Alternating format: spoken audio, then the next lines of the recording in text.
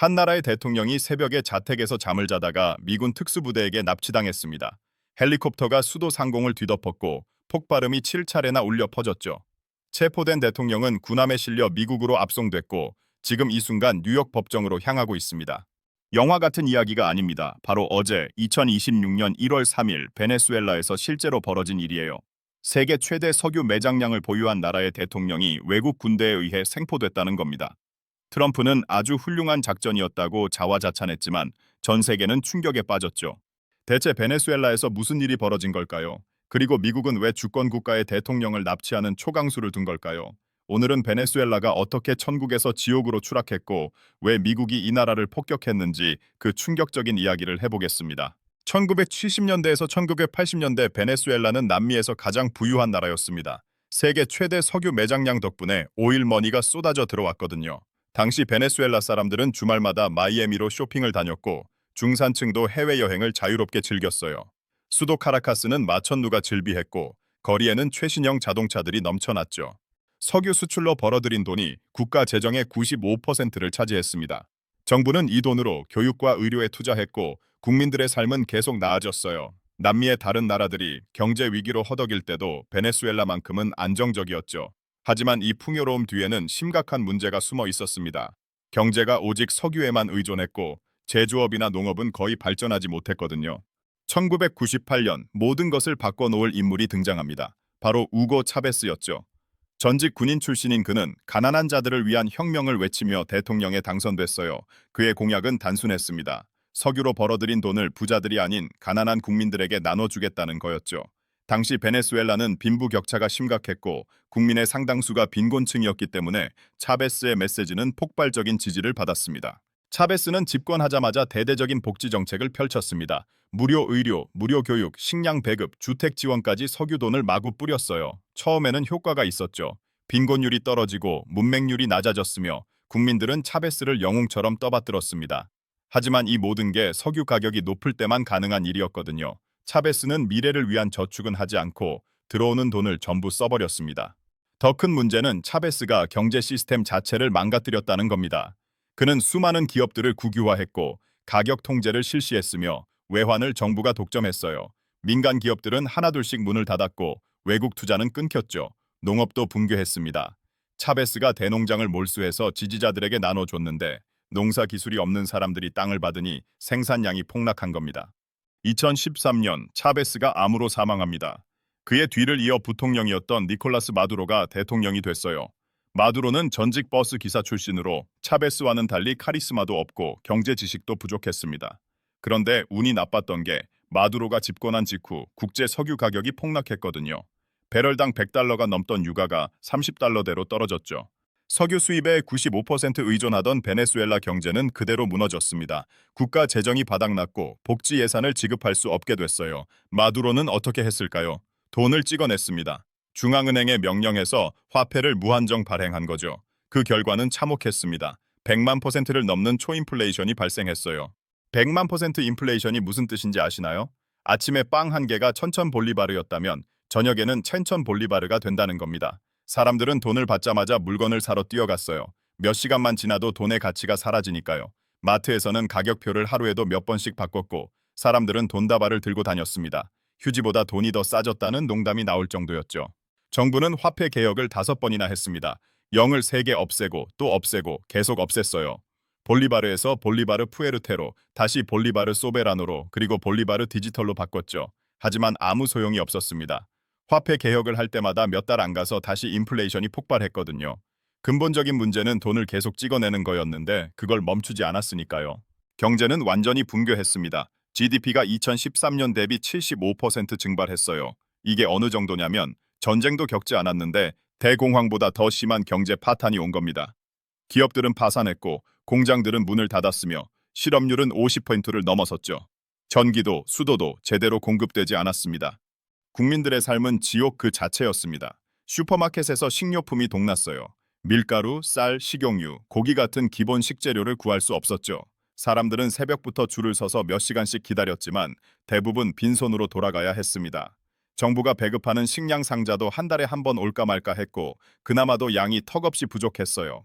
절망한 사람들은 쓰레기통을 뒤지기 시작했습니다. 수도 카라카스의 거리에서 쓰레기를 뒤져 먹을 것을 찾는 사람들이 흔한 풍경이 됐어요. 동물원에서는 동물들이 굶어 죽었고, 심지어 사람들이 동물원에 침입해서 동물을 훔쳐가는 일까지 벌어졌죠. 개나 고양이를 잡아먹는 사람들도 생겨났습니다. 의료 시스템도 완전히 무너졌습니다. 병원에는 약이 없었고, 의료 장비도 고장난 채 방치됐어요. 수술을 받으려면 환자 가족이 직접 주사기, 거즈, 심지어 마취제까지 구해와야 했습니다. 암 환자들은 항암제를 구하지 못해 죽어갔고, 당뇨병 환자들은 인슐린이 없어 사망했죠. 신생아 사망률이 급증했고, 한때 퇴치됐던 말라리아나 디프테리아 같은 질병이 다시 창궐했습니다. 견디다 못한 사람들은 나라를 떠나기 시작했습니다. 2015년부터 2025년까지 700만 명이 넘는 베네수엘라 국민이 난민이 됐어요. 전체 인구의 약 25%가 조국을 버린 겁니다. 이웃 나라인 콜롬비아로 600만 명, 페루로 150만 명, 칠레, 에콰도르, 브라질로도 수십만 명씩 떠났죠. 가족이 뿔뿔이 흩어졌고 부모는 베네수엘라에 남고 자녀들만 국경을 넘는 경우도 많았습니다. 난민들의 여정은 참혹했습니다. 돈이 없어서 수천 킬로미터를 걸어서 이동했고 도중에 강도를 만나거나 여성들은 성폭행을 당하기도 했어요. 이웃 나라들도 처음에는 난민을 받아줬지만 숫자가 너무 많아지자 국경을 폐쇄하기 시작했죠. 그래도 사람들은 계속 떠났습니다. 베네수엘라에 남아있는 것보다는 낫다고 생각했거든요. 이 모든 재앙 속에서 마두로는 무엇을 했을까요? 그는 권력을 더욱 공고히 했습니다. 2017년 야당이 장악한 국회를 무력화하고 재헌의회라는 괴뢰기구를 만들었어요. 2018년 대선은 완전한 사기극이었죠.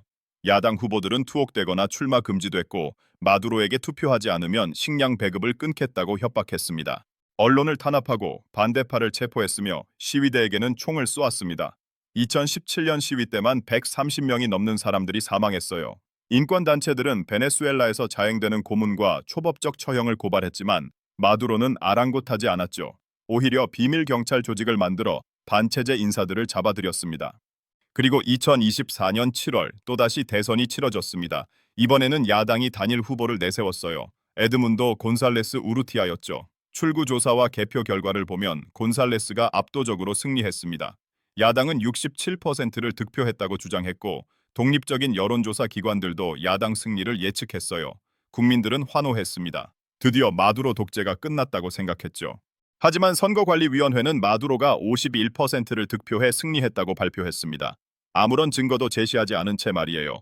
개표 결과표도 공개하지 않았고 국제선거감시단도 받아들이지 않았죠. 명백한 선거 사기였습니다. 국민들은 거리로 쏟아져 나왔고 전국에서 시위가 벌어졌어요. 하지만 마두로는 무력으로 진압했습니다. 시위대를 향해 총을 쏘고 수천 명을 체포했죠. 국제사회는 베네수엘라 선거 결과를 인정하지 않았습니다. 미국, 유럽연합, 남미 대부분의 국가들이 선거 사기라고 규탄했어요. 하지만 마두로는 꿈쩍도 하지 않았습니다. 중국과 러시아가 자신을 지지해주니까 버틸 수 있었던 거죠. 야당 후보 곤살레스는 목숨의 위협을 느껴 스페인으로 망명했고 야당 지도자 마차도는 은신 생활을 해야 했습니다. 그런데 여기서 끝이 아닙니다. 마두로 정권은 마약 거래에도 연루됐어요.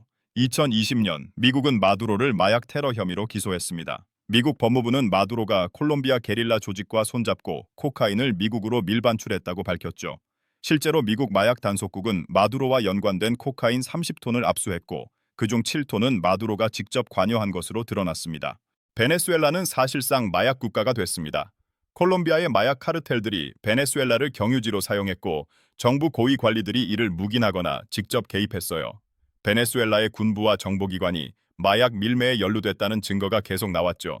미국은 마두로 체포에 현상금을 걸었는데 처음에는 1,500만 달러였다가 2,500만 달러로 올랐고 2025년 8월에는 5천만 달러, 약 700억 원까지 올라갔습니다. 트럼프는 베네수엘라를 예전부터 눈엣 가시처럼 여겼습니다. 일기 행정부 때인 2018년 트럼프는 마두로의 선거를 인정하지 않고 야당 지도자 후안 과이도를 베네수엘라 대통령으로 승인했어요. 당시에도 군사 개입을 고려했지만 측근들의 반대로 무산됐죠. 그러다 2020년 대선에서 트럼프가 패배하면서 베네수엘라 문제는 잠시 뒤로 밀렸습니다. 하지만 2025년 트럼프가 백악관으로 돌아오면서 상황이 달라졌습니다. 트럼프는 취임하자마자 베네수엘라에 대한 압박을 시작했어요. 2월에는 마두로를 정당한 대통령으로 인정하지 않는다고 선언했고 베네수엘라와 맺었던 석유 협정을 파기했죠. 경제 제재도 더욱 강화했습니다. 여기서 그치지 않았습니다. 미국은 베네수엘라에 석유를 실어 나르는 유조선들을 노골적으로 노렸어요. 8월부터 베네수엘라 원유를 실은 유조선들을 하나둘씩 납포하기 시작했죠. 특히 베네수엘라에서 중국으로 가던 유조선들이 집중 타깃이 됐습니다. 12월에만 6척 이상의 유조선이 미국에 의해 납포됐어요. 2026년 1월 1일 미국은 베네수엘라 석유 거래에 관여한 중국과 홍콩 소재 회사 4곳을 제재 대상으로 지정했습니다. 유조선 4척도 함께 제재했죠. 트럼프는 납포한 유조선뿐만 아니라 그 안의 원유도 미국이 보유하거나 팔아버리겠다고 선언했어요. 이건 사실상 해적 행위나 다름없는 겁니다. 그리고 2026년 1월 3일 새벽 충격적인 일이 벌어졌습니다. 미군이 베네수엘라 수도 카라카스를 전격 공습한 거죠. 새벽에 카라카스 하늘에서 폭발음이 7차례 울렸고 적어도 비행 항공기들이 도시 상공을 날아다녔습니다. 라카를로타 공군 기지 근처에서는 강한 진동이 느껴졌고 여러 지역에서 정전이 발생했어요. 미군 특수부대가 헬기를 타고 들이닥쳐 마두로 대통령 부부를 체포했습니다. 마두로는 헬기에 실려 카리브해에 있는 미 해군 강습 상륙함 USS 이오지마로 이송됐죠. 거기서 다시 뉴욕으로 향하는 배에 실렸습니다. 마두로는 2020년 마약 테러 혐의로 뉴욕 연방법원에 기소된 상태였기 때문에 뉴욕에서 재판을 받게 될 거예요. 미국은 이 작전이 마약 테러범을 체포하기 위한 정당한 법 집행이라고 주장합니다. 마두로에게는 체포 영장이 있었고 그걸 집행한 것뿐이라는 거죠. 하지만 과연 그게 전부일까요? 미국이 한 주권 국가를 폭격하고 대통령을 납치한 진짜 이유는 따로 있습니다. 첫 번째 목적은 명백합니다. 석유예요. 베네수엘라는 세계 최대 석유 매장량을 보유하고 있거든요. 트럼프는 직접 말했습니다. 우리는 베네수엘라 석유에 강력하게 개입할 것이라고요. 마두로를 제거하고 친미 정권을 세우면 미국 석유 기업들이 베네수엘라로 진출할 수 있습니다. 야당 지도자 마리아 코리나 마차도는 이미 미국에서 베네수엘라의 석유와 가스 산업을 모든 국적의 기업들에게 개방하겠다고 약속한 바 있어요. 두 번째 목적은 경쟁국 견제입니다. 베네수엘라 석유를 둘러싸고 중국, 러시아, 심지어 사우디아라비아까지 미국과 이해관계가 얽혀 있거든요. 먼저 중국부터 볼까요? 중국은 차베스 시절부터 베네수엘라에 돈을 퍼부었습니다. 2007년부터 2015년까지 석유를 담보로 무려 600억 달러, 우리 돈으로 86조 원을 대출해줬어요. 베네수엘라는 현금이 아니라 값싼 석유로 이 빚을 갚고 있죠.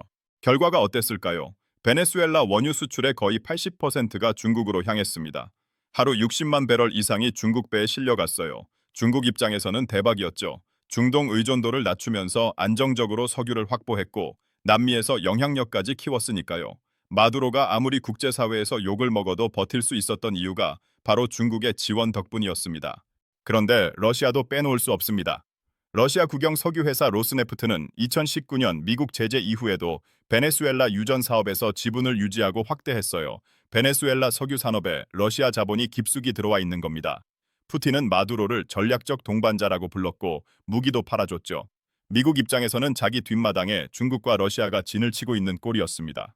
여기서 끝이 아닙니다. 사우디아라비아까지 긴장하고 있거든요. 왜냐고요? 베네수엘라는 세계 1위 석유 매장량을 자랑하는데 지금은 시설 노후화와 기술 부족으로 하루 겨우 80만 배럴밖에 생산 못해요. 사우디가 하루 900만 배럴 뽑는 것과 비교하면 10분의 1도 안 되죠.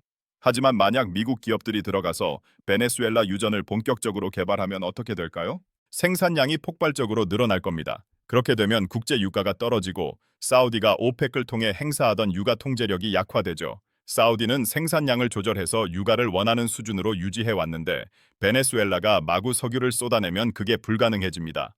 사우디 입장에서는 반갑지 않은 시나리오예요. 결국 미국이 베네수엘라를 공격한 진짜 이유는 간단합니다. 중국과 러시아가 손에 넣은 석유를 다시 빼앗고 사우디 눈치 보지 않고 원유 시장을 장악하려는 거죠. 트럼프는 국가안보 전략에서 서방우에서 미국의 패권을 회복하고 역의 경쟁자를 배제하겠다고 공언했어요. 역의 경쟁자가 누구겠습니까? 중국과 러시아죠. 베네수엘라 공습은 이들에게 보내는 강력한 경고였던 겁니다. 세 번째 목적은 국내 정치용입니다. 트럼프는 강력한 리더십을 과시하고 싶어 했어요. 2기 행정부 출범 직후 화끈한 군사작전을 통해 자신의 입지를 다지려 한 거죠. 게다가 트럼프는 국방부에 대한 통제력을 강화하려고 했는데 베네수엘라 작전은 그 수단이기도 했습니다. 실제로 일부 민주당 의원들은 트럼프가 의회 승인도 없이 전쟁을 벌인다고 비판했어요.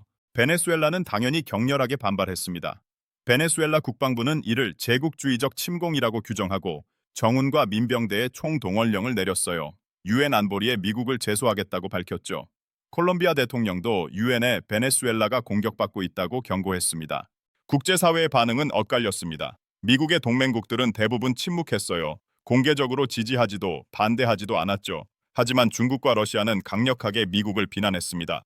러시아는 주 베네수엘라 대사관 직원들을 급히 철수시켰고 중국은 유엔에서 미국의 행동을 규탄했어요. 그렇다면 베네수엘라의 미래는 어떻게 될까요? 마두로가 제거됐으니 베네수엘라가 민주주의를 회복하고 경제가 살아날까요? 그건 아무도 장담할 수 없습니다. 트럼프는 베네수엘라의 미래에 매우 많이 개입할 것이라고 했지만 구체적인 계획은 밝히지 않았어요. 누가 다음 대통령이 될지도 불확실하죠. 야당 지도자 마리아 코리나 마차도가 유력하지만 그녀가 집권한다 해도 쉽지 않을 겁니다. 베네수엘라 경제는 완전히 망가졌고 국민들은 지칠 대로 지쳤거든요. 700만 명의 난민을 다시 불러들일 방법도 없어요. 석유 산업을 재건하려면 막대한 투자가 필요한데 그 돈을 누가 댈 건가요? 더 큰 문제는 베네수엘라가 또다시 외국의 꼭두각시가 될 수 있다는 겁니다. 차베스 이전에도 베네수엘라는 미국 석유 기업들의 놀이터였어요. 미국이 원하는 대로 석유를 빼가가고 베네수엘라 국민들은 혜택을 못 받았죠. 이번에 친미 정권이 들어서면 같은 일이 반복될 가능성이 큽니다. 베네수엘라의 비극은 석유 때문에 시작됐습니다. 석유라는 엄청난 자원이 있었기에 나라를 제대로 발전시킬 필요를 못 느꼈고 포퓰리즘 정치가 가능했으며 외국의 간섭을 받게 됐어요. 석유가 축복이 아니라 저주가 된 겁니다. 경제학에서는 이를 자원의 저주라고 부르죠. 차베스와 마두로의 독재도 문제였습니다. 차베스는 인기에 영합해서 미래를 생각하지 않고 돈을 퍼부었고 마두로는 권력을 지키기 위해 나라를 파탄냈어요. 민주주의를 파괴하고 반대파를 탄압하고 부정선거를 저질렀죠. 그 결과가 700만 난민이고 100만% 인플레이션이며 쓰레기통을 뒤지는 국민들입니다. 결국 이 모든 상황의 최대 피해자는 베네수엘라 국민들입니다. 독재자의 학정에 시달렸고 경제 붕괴로 지옥 같은 삶을 살았으며 이제는 외국 군대의 침공까지 겪었어요. 700만 명이 고향을 떠나야 했고 남은 사람들도 불확실한 미래를 마주하고 있죠. 베네수엘라의 비극은 아직 끝나지 않았습니다. 이 사건은 우리에게 중요한 교훈을 줍니다. 첫째, 자원만으로는 나라가 부강해질 수 없다는 것. 베네수엘라는 세계 최대 석유를 가지고도 망했어요. 둘째, 포퓰리즘과 독재는 나라를 파멸로 이끈다는 것. 차베스와 마두로가 그 증거죠. 셋째, 민주주의와 법치가 얼마나 소중한지 한번 무너지면 다시 세우기가 정말 어렵습니다. 그리고 마지막으로 강대국의 패권 경쟁 속에서 약소국은 언제나 희생양이 될 수 있다는 것. 미국과 중국이 베네수엘라를 두고 싸우는 동안 정작 베네수엘라 국민들은 고통받고 있어요. 베네수엘라의 내일이 어떻게 될지는 아무도 모릅니다. 하지만 분명한 건 베네수엘라 국민들이 진짜 평화와 번영을 누리려면 아직도 갈 길이 멀다는 겁니다. 오늘 얘기는 여기까지입니다. 시청해 주셔서 감사합니다.